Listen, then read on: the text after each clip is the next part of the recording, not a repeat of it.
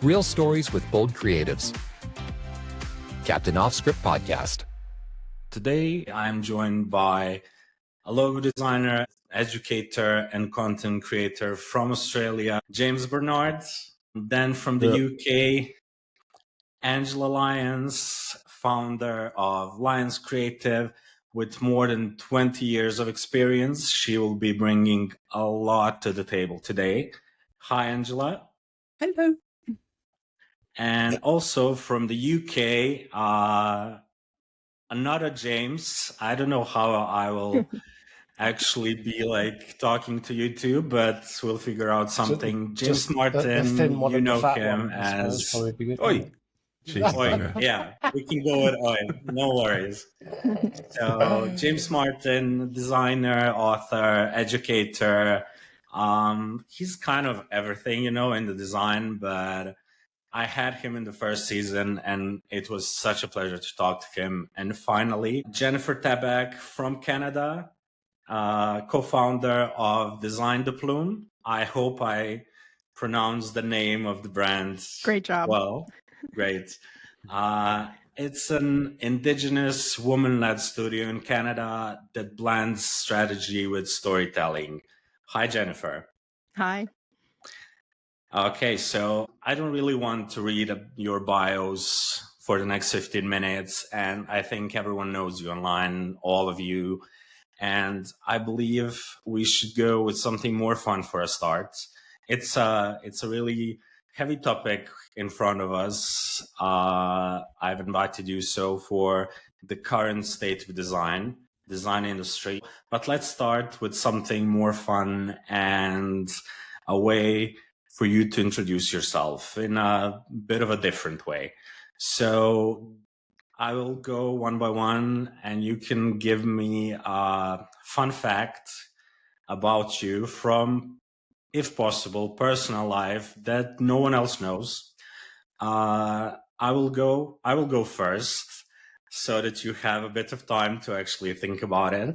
I love sharks.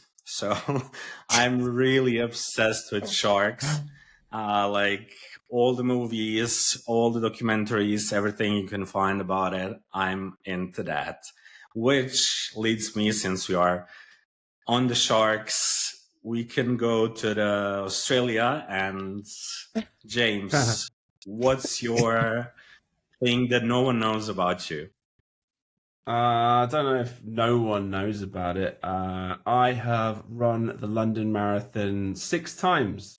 3 times as a pacer, where you hold a little lollipop and you run around and people follow you and try and get in under a time. It's because I used to work for Runner's World magazine. So there you go. Former jogger in a previous life. Oh my God, that's a huge thing, Yeah, less of the running these days. I'm patting my belly for those that can't see. We all are a bit, sitting too much in front of our desks. No worries. That's right. So, Jennifer, how about you? A little known fact, although my employees apparently guessed it in a guessing game, is that I drove bus, so city bus, and I was a transit driver throughout college to pay for my design education. So we get city jobs, and I was like, oh, you know what? I'm a little bit of a mature student. I'm going to click it. And you know what happens when you take those risks sometimes? It paid double the regular city job. So I made out of college pretty good, and I can drive big vehicles now. So it's always fun. Oh, that's an amazing thing. Great. Angela? Oh my gosh, got nothing to do with design. I'm not going to say anything around design. I actually met my husband at a funeral wake. Okay. I don't know if I should say like, oh, that's amazing, or... And we're still married 19 years later. Oh, wow, congrats. That's a huge one. That's a huge one. And finally, Oi. Oh, I don't know. I share so many things. So I don't run. I haven't died yet, so I haven't been to many funerals. I think I've been sacked a lot. Does that help? Does that count? I've been sacked like 5 or 6 times. I've even lost count. I was expelled from school. I don't know. As much as I love you, Alan, that was an awful question. This is why he's been sacked. It's comments yeah, like to this. be fair, yeah, maybe that's it. No, I mean, yeah. That's that. Let's just go with that. That's good. That's a good one. Okay. What's the no worst worries. That's all reason you you've been get. sacked from a job? Yeah, I'm just Come going to on. be sacked from this podcast in a minute, probably. Yeah, no Go. worries. I can always remove you, Yeah. so it will be fine. You can continue talking, and I will just edit you out somehow. Perfect. Yeah.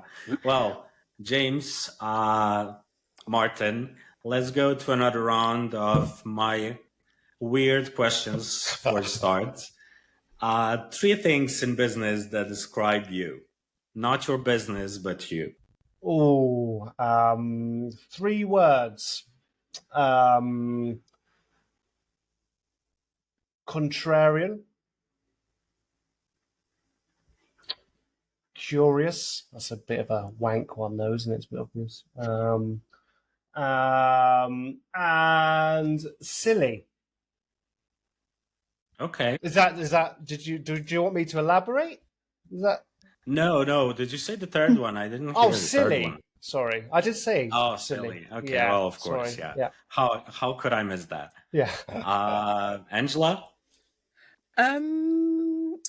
It's not 3 words as such, but I've got a saying that somebody I do a lot of networking. So somebody said about me that my 3 things that I uplift people through creativity and community. So they're my kind of, I suppose, she called them superpowers. So that's my 3 things: uplifting people through creative ways in a community vibe. That is way more than 3 words. That isn't it? It was a bit, wasn't it? It's But way more than 3. Yeah. That's hard. Jennifer? 3 is hard. 3 is hard, and first James stole all of mine except for being silly, because I'm not silly. So I'm just gonna thesaurus my brain here. So risk taker, I think everyone kind of in design, or because I've run a business, you're always out there doing your own thing. Passionate, I always get excited. I have this, someone counted how many times I used the word excited during a meeting, and it was embarrassing. And a problem solver, we're out there, we're seeing problems and trying to solve them in creative fashion. So those are my 3.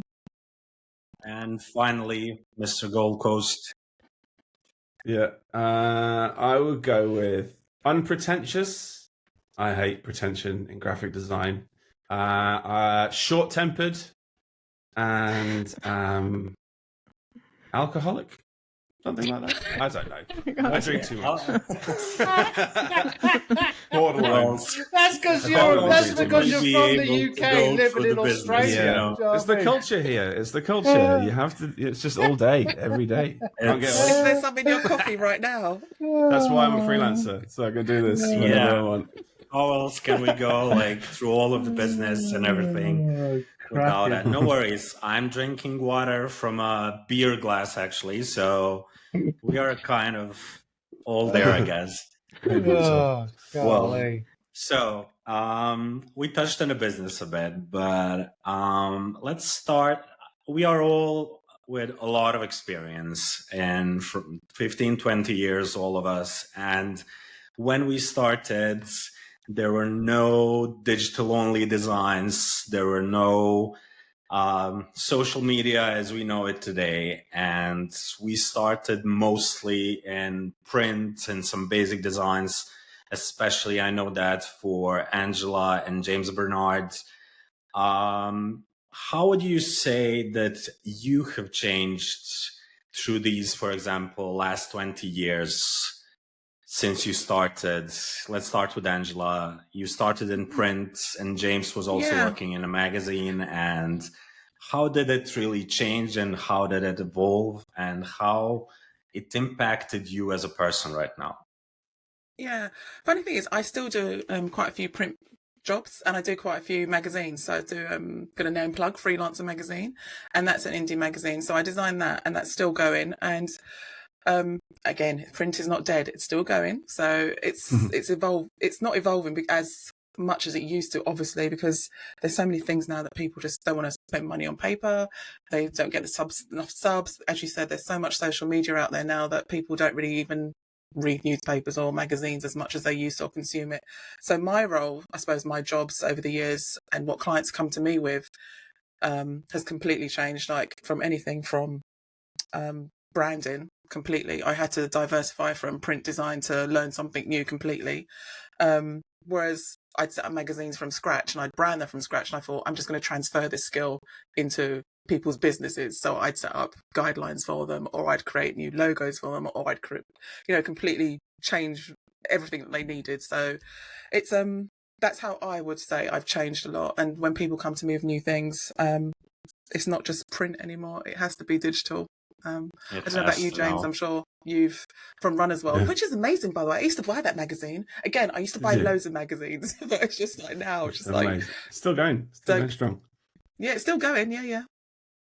Oh, can I just say, I also did a triathlon. I've done 2 triathlons. That was oh my god, very good. Those are some serious sport people around here. You know, I'm not even close, but congrats.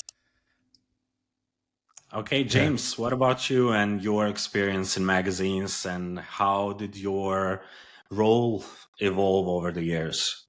Well, I was a bit of a unique case, actually, because I was I worked in magazines, but I was a digital designer. So I worked on the online side of all of the publications. But I got to see firsthand how the rise of online affected the print world. Like, there were just waves and waves of redundancies while I was there. The whole teams changed. New people came in and tried to shake things up to try and save what was, unfortunately, a failing industry. The online side of things was picking up, but the online versions of the magazines just weren't fast enough to catch up with the ad sales that the magazine had for years and years and years. In the sort of late 80s and 90s, there was just this plethora of people who were just raking it in from ad sales in print, and suddenly they couldn't keep up anymore with the new world, and the online wasn't covering the costs of the old print space that was failing. And so I just got to see people getting fired left, right, and center. So it was a really scary time. And gradually, people put in like paywalls on newspaper websites to try and pick up some of that money back and start subscriptions. And that didn't really work either. And then the freemium model came in. It was a whole shake-up. But I was lucky because I was on the online side of things. So I was kind of, I hit the ground running and was at least in the right space. And I learned print afterwards. I got taught by print designers while I was working at those magazines and learned it kind of the wrong way around. So I do know print, but yeah, I still feel like digital is my strong suit, where I got my start. Okay. And how about you, James, number 2, and Jennifer? How did you start? Was it also something not so digitally, and how did it work at the beginning? Do you want to go, Jennifer? Yeah, I can go. So I went to graphic design kind of as a second career after working for a while and not knowing what I was going to do. And I vividly remember in college learning Flash animation. And then there were no jobs. I know that part so familiar. Oh, yeah, it's a common story. Big so we graduated. There's no, there was no jobs. 2009, I graduated. I'm like, well, fuck it. We're just going to start a little studio with a few friends, optimistic as that was. We build this like little agency page. And I swear the week after launch, Apple was like, okay, no, this is like, it's gone now. And I was just so heartbroken. But it was such a valuable lesson because I think for me, it's just seeing all this technology as tools really early on and just not getting in love with any piece of technology. And at first I started as a graphic designer. That's what I'm trained in. And over the years, because I am Indigenous, Anishinaabe, we've been working a lot with Indigenous communities. And I've seen the need for more strategy, more engagement, policy setting, which has really been interesting over the years to see the lens of how communication and creative work is so important to getting those ideas across, advocating for change at a high level. So that's really where our, the staff that we have, they're graphic designers, they're web developers, but we also, in the last 5 years especially, have seen such a huge demand for more insight, which is great, but it also shows me how much work is left to do in that. And it's an interesting crossover to be a creative into like this very intellectual legal policy setting space. So I love it. I think business teaches you, that everything changes all the time and to get really comfortable with it. So yeah, that's a good one, definitely. So yeah. James? Yeah, follow that. Yeah, I mean, I'm very much similar to them all, really. I'm not so much print. I've always been more handsy. Not in a creepy way, but I started off as a teacher. Do you know what I mean? So for me, there's always been this element of wanting to share, and from teacher to tattoo artist. Do you know what I mean? When I first got into the design world, it was never my mission to stay in the design world. If I'm totally honest, I just kept on falling forward, and like the alcoholic James, I was also drinking a lot back then as well. I'm 4 years sober now. I'm much better than James now, but James won, obviously. I'm only messing, obviously. But yeah, I mean, for me, it was less so an evolution of skills, more so an evolution of mindset, I think. I think that's something that is incredibly not necessarily underrated, but I think it's not talked about as much as it should be. Everybody on this call is a creative, and I mean, I'm 42. I know James is older than me, and then obviously like other people. I know he's not, but 40s, born in the 1980s. Do you know what I mean? Like creativity was, on the ladder of education, stuffed at the bottom. So no self-worth, hobby. Do it in your spare time. Go and do something else, and the problem is now we've got all these creative, brilliant people sitting on, gold mines with ideas and all the rest of it, who now don't have the confidence to sell themselves, value themselves, because the system has continuously bashed them down. Now bring in social freaking media, and it's the same thing. We've gone from school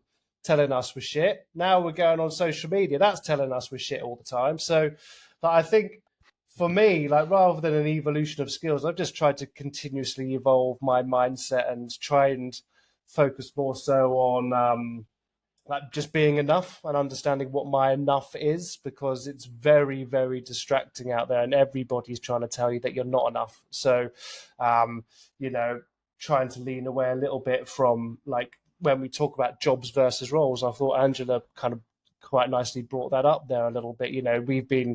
We've put our value, our self-worth on our job. And at the moment, AI is apparently going to take our job, and so all these designers now think they've got no identity because it's being taken away from them. Where, if we do focus on these roles that we like to play, or a constellation of roles is like what I like to call them. Like a job is transactional, but it's also temporary, whereas a role is something that continuously lasts forever, whether you lose your job or not. Your role will continue. So yeah, just kind of working on mindset for me has probably been the thing that has evolved the most, but probably because it's had to. Do you know what I mean? Yeah. Well, do you guys actually think that we as designers, and especially the popular ones, let's say it like that, and the ones that have so many followers and that actually have the voice to affect others, do you think that we speak about these things that James mentioned too little? Like about what we actually face behind the screen, and that we are all kind of a bit putting our fake face and maybe like the face after 2 beers or whatever online, and just being there so positive, but actually not really helping young designers understand that it's not all like flowers and butterflies and everything. Do you think I just jump in there if that's all right? I've been this year I started mentoring at the London College of Communication in Elephant Castle, and it's my first time being a mentor, and I was given obviously one student, a mentee, and it was really interesting because I think she thought that everyone was really, I don't know, she was scared to put herself out there. That was my thing that I took away from her, and I just said, be yourself, try and be yourself.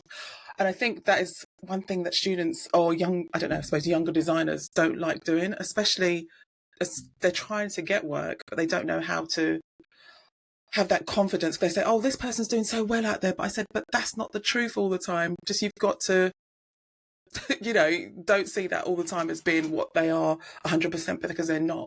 They're showing you, sometimes people just want to show you positivity online, not just about, smashing it. They want to be uplifting. I want to be uplifting. I don't want to show people my sad face. Of course, if I've had rejection, I will tell people I've got rejection, but I'm not going to put my absolute sad face on, because I don't want to show that as part of my, part of my brand. But also, I'm trying to be as positive as I can, but be truthful too.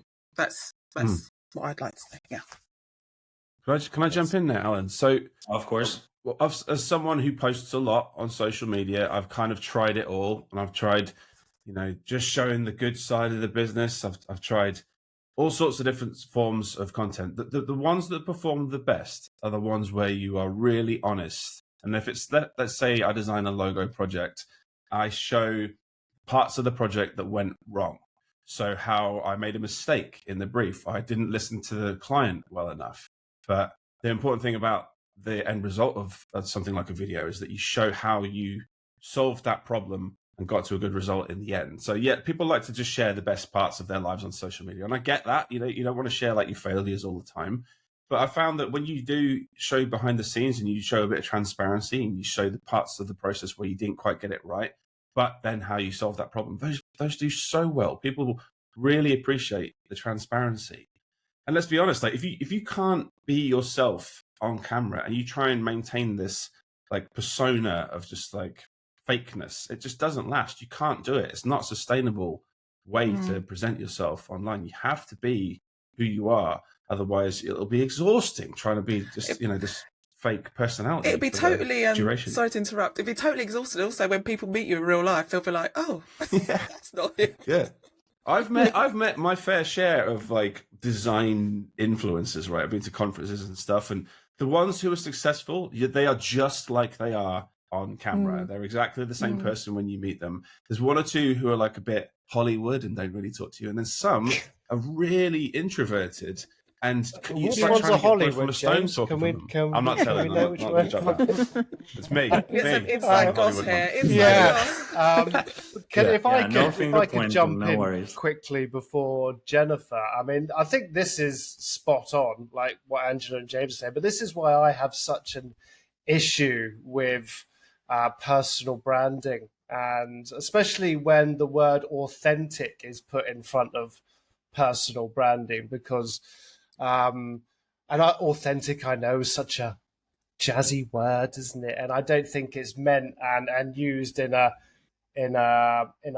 wrong way or with the wrong means. But I think when somebody talks about authentic personal branding, it's either for me that they don't understand what branding is, or they don't really understand what the word authentic is, because you can't have an authentic brand, or truly authentic brand. You can have an aligned brand, but you can't have an authentic brand.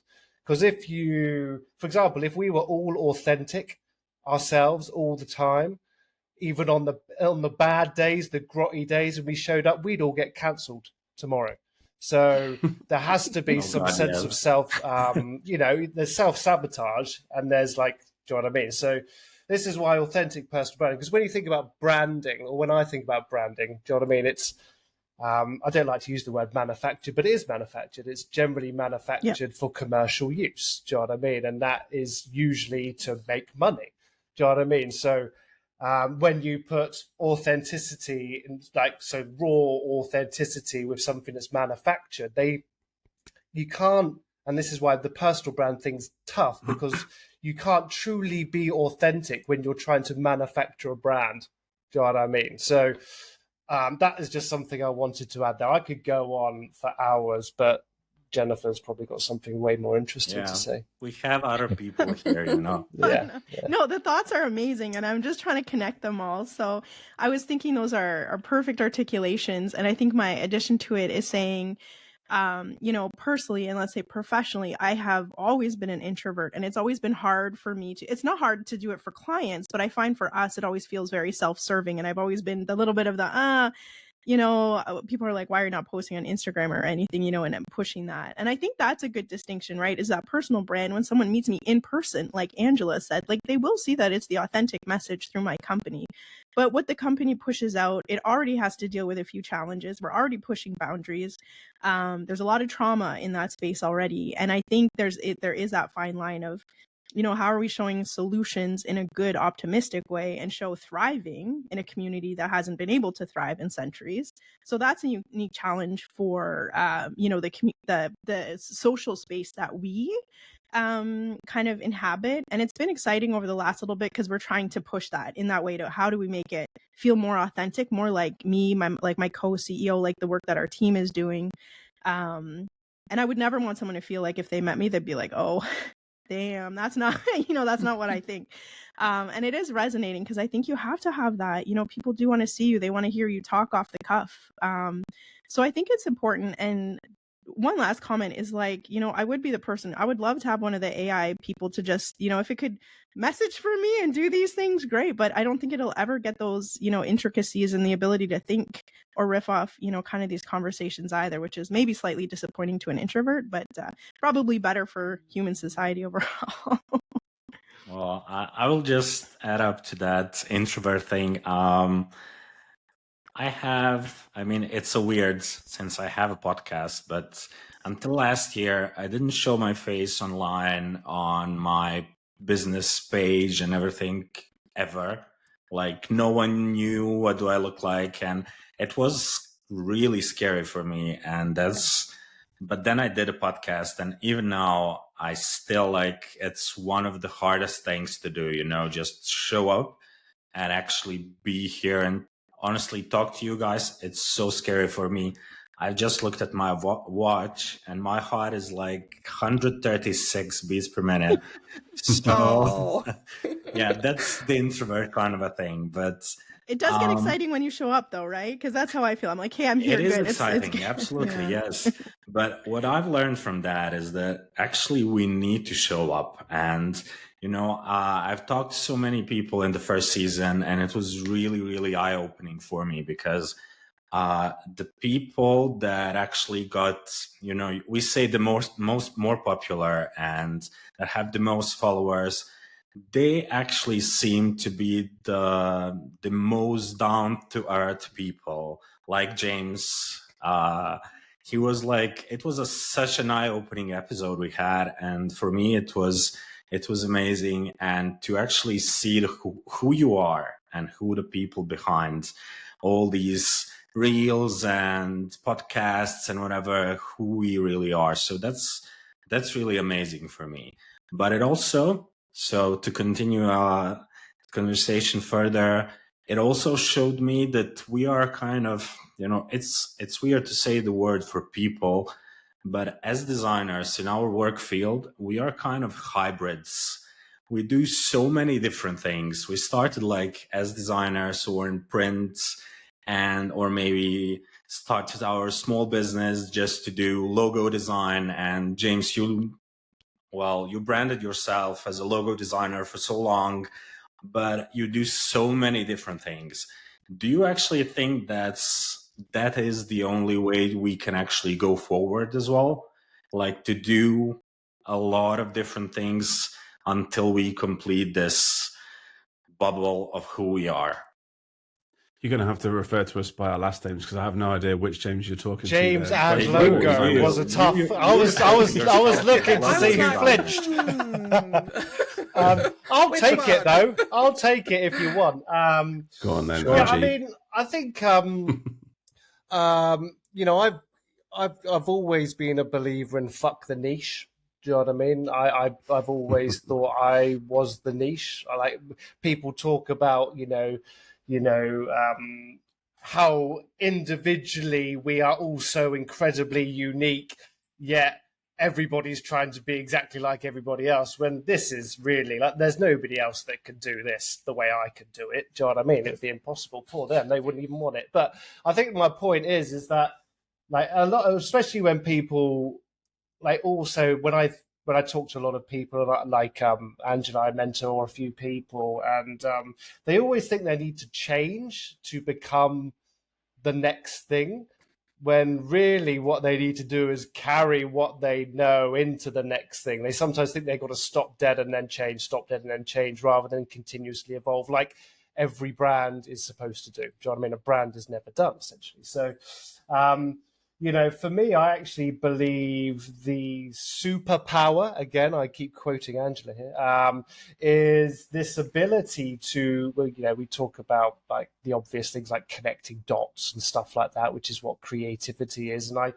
I personally have found great power in bringing in my kind of tattoo culture illustrative approach into the brand world, along with my idea liberation brain and my slightly contrarian brain and my slightly rebellious brain and the guy who got kicked out of school. Do you know what I mean? All of this follows me, and it's not something that, I mean, I'll lie. Like for a long time, I drunk myself into a stupor and did too many drugs. But I started to like myself a little bit more, and I realized that those are the things that nobody can replicate.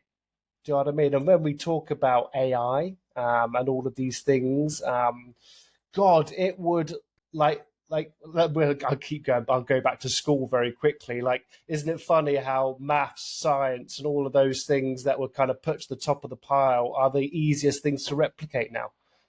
Do you know what I mean? Like, we've all been put through a system that's absolutely fucked us. Do you know what I mean? So my point is that this brain, this creative brain now, is incredibly powerful, which is why they want to copy it. Do you know what I mean? But this is why curating your taste and continuously growing and, keeping working on your creativity, I think is the key to success for all creative people moving forward. So yeah, sorry, I babbled a little bit there, but yeah, that's it. That's it for me. It's all good. We are used by now. No worries. Fuck you, Alan. That's funny, no. Oh my God, he's made it for half an hour and he hasn't sworn. That was the first. I know. I thought you might tell me off, Angela. Yeah. So 51st episode and I'm told fuck off. It's okay. It's by a great person, so I'm not offended. No worries. Yeah. So anyone want to jump in on this, or do I change? Can I talk a little bit about the niche? So I kind of agree with James, and I kind of don't on the niche. I do think, like, once you've hit a certain point in your career, niching is so powerful. It certainly worked for me. But what I really worry about is young designers coming out of school or learning online and trying to niche like 1 or 2 years into a career before they've all figured out which part of the industry they actually enjoy the most. And for me, at least, the logo design side of things is a niche, but it actually is kind of like the gateway into getting a client to find you. Once you've got them in, then you can provide all the other services that you learn over a huge career. So, niching when you don't know what when you haven't sort of tested all of the different aspects of design. Like I've done print, I've done flash animation, I've done email newsletters, display advertising, you name it, I've done it. And I've just figured out over a career that logo design happens to be the part of the industry that I enjoy the most and I get the most from. But having done that, all those other bits and pieces, now that when I get a client in via logo design, I can upsell them on all sorts of other services because I've got the skills to do it because of a career behind me of all the different pieces of the industry that I've experienced. So yeah, niching is great. Just don't do it too soon, I reckon. Well, I definitely agree on that one if I can. Sorry, Angela. Go ahead. Yeah, I mean, I do type design almost exclusively right now, apart from the podcast, but as a job, it's just a type designer. But I also started with Flash websites, Adobe. Then we went to WordPress, and you did like themes and templates, and then you do logo design, branding design, so many different industries. And it took me like 10, 12 years to actually figure out where I find myself the most.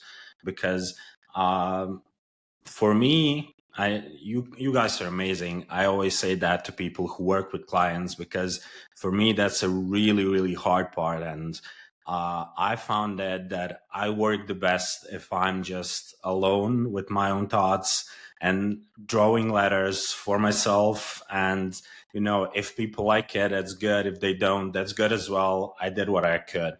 But definitely niching down as soon as you start working, like in the first 2 years, you say like, I don't know, I'm doing just logo design for wedding photographers, and that's kind of too soon, too much, just too much. Definitely agree on that one with you too.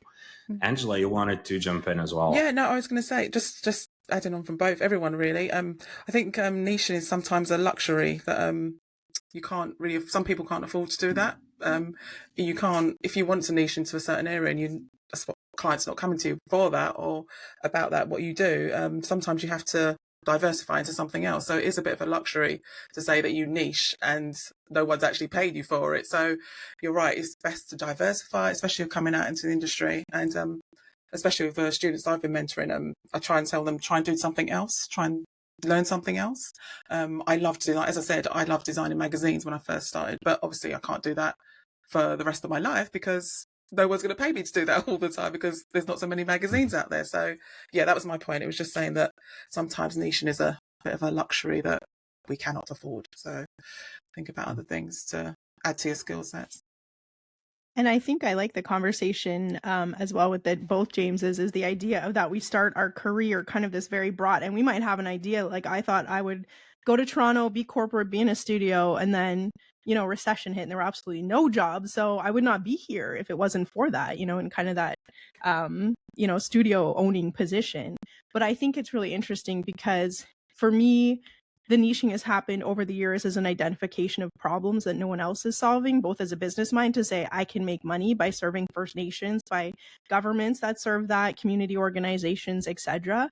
And it's naturally led me to kind of say, okay, you know, we're good with all the tools we have. I kind of, you know, and hopefully most designers I think are very good at learning quickly, whether the software is changing, but it's our perspective perhaps that we niche into, is getting more confident in saying, this is how, you know, my view of the world or my view of the problem. And I always say designers, or especially myself, I'm just a translator, right? The client has a message, I got to get it to a certain person that they're identified or they need help identifying. We have the skill set to do that. So the niche is really in how you're articulating and translating their language for us. And that's different for each designer, for each communicator. So that over the years, I've definitely gotten more confident in saying, you know, my niche is my perspective and my lived experience and understanding of the you know, challenges. And it's been interesting because we started, let's say, with like, you know, kind of government contracts, education, and lately we've been doing manufacturing jobs. Like I never would have said, if someone wants to build a table or carpet design with Indigenous perspectives, I was literally like, holy shit, like, why are they coming to us? And when you look at the problem, I'm like, well, no one's serving that need. And I have the right niche, even though I've never, you know, we just toured a carpet factory and I was just like, oh my goodness, like this is so cool. So I think it's also that kind of niche that happens as you age, as you do get a hopefully experience a ton of different types of design, you know, logo design, print design, VR design, all these kind of things that happen through a career as well. Oh, that's really good perspective there. I love that. And before we like circle around the first part of this, I would just like, for me, I've noticed a lot of designers, actually new designers online, like saying, complaining about how clients actually want them to do so many different things. Do you guys think that we actually need to know all of those things? For example, I don't know, James from Gold Coast, you do logo, but do you also do animation, or you have someone who you outsource it to? Because that's also an important part of that job. And also, Angela, for you, and how do you guys think that we need to approach the young designers right now that are actually like, they just want to design one thing? And there is like a whole spectrum of things that we as graphic designers, after 20 years, we actually do all of that. So how do we convey that message to the audience? I'll jump in if that's okay. I'll be quick though, Angela. Don't tell me off right. I'm not being quick at all, am I? No, I think I think there's again like mindset. I think, hey, look, like we grew up in a world without social media. Let's remember that, and now we're in a world with social media. But most of us had 10 years in the industry before that maybe even kind of happened. And I think everybody wants to be something incredibly quickly now because they think when they get to 25 and they haven't made it, they're a failure because they're being told that that's the case. Whereas I was always taught that my career is 40 years. If, that's what I've got to try and do. So I go into my everyday with that mindset. And that mindset is to kind of get better every single day or slightly less shit every single day. Whereas that if it doesn't work within 6 months, they change it, and it doesn't. And that is like an overgeneralization, I must admit. But the young designers I've spoken to are so desperate to climb the ladder, even though there isn't much of a ladder anymore, because a freelancer can make 3 times a CEO now. Do you know what I mean? So that world's gone, that system's gone, that ladder's gone. But I think my point there was kind of more about this patience thing. I think what I would say to young designers is you have way more time than you think you do. I know tech's moving quick, but it always has. Like even over our 20 years, it's moved a long way. But we're still here. Do you know what I mean? And I think that's something that I would love for more young people to understand, is that you don't have to be listening to all these twats online who are telling you that you're not making enough money at the age of 20, because it's bollocks. And like Angela said, it's all posturing. Do you know what I mean? Like behind closed doors, they might be killing kittens and like crying themselves to sleep. Like you just have no idea. Do you know what I mean? Because they're only showing you the things that they want to show you, which are mostly lies. Do you know what I mean? So there you go. Social media has this way of just like amplifying what like successful people have done, like the top 1 or 2% of our industry, like those freelancers who make the same as CEOs. Obviously, social media will push that narrative, so they can sell you their courses or whatever. It's just not the case for 90% of designers out there. If they try and do that, if they go freelance straight out of school or the first thing, they don't get the opportunity to learn from other people. Like I'd learned the most amount I ever learned was sitting next to another designer in an office job, learning from people on the job. That's free education. In fact, it's not free. You're getting paid to be educated. If you have a job, you're sitting next to other designers, learning from people in a team, learning how like an agency works and how they speak to clients, how they sell their services to, people who are paying for them. It's free education and it's so valuable. And I feel really sorry for people who dive into, like a freelance position. Not only is it quite a lonely affair, but also you just don't learn as much as you would had you taken on another job. I know it's not easy for everybody to find work at the moment, and it's easier said than done. But I can't recommend enough, if you can, just go to work at an agency for a couple of years, or move around to different industries and figure out which industries you enjoy the most. Because if you go freelance and you niche into an industry, you'll also find out that you probably get a bit bored of that industry quite quickly. It's the same style work over and over again. It's tricky. You just got to kind of experience as much as you can, as early as you can. It's interesting what you said about going into agencies, but also just going into different environments, like offices, corporate worlds. I mean, that is a really good experience to get to see how things are done and how different departments are working. And especially, I think people think because it's design, it's not going to be creative. But I know that I've worked in corporate businesses, and you meet people there. They're great people. It's not all going to be stuffy and it's not going to be boring. But I do want to say something about when you see these people advertising these jobs, especially on LinkedIn, especially for the amount they're paying, and they want this whole list of requirements. What is that about? what you have to be a graphic designer, and you have to be well, not just any graphic designer, you have to be an animator, you have to do presentations, and then you might have to do some copywriting, and then you might have to update the website, and then you might need to know a bit of HTML. I'm like, how can they expect all these people that have just graduated to know all these things? It's just a bit crazy.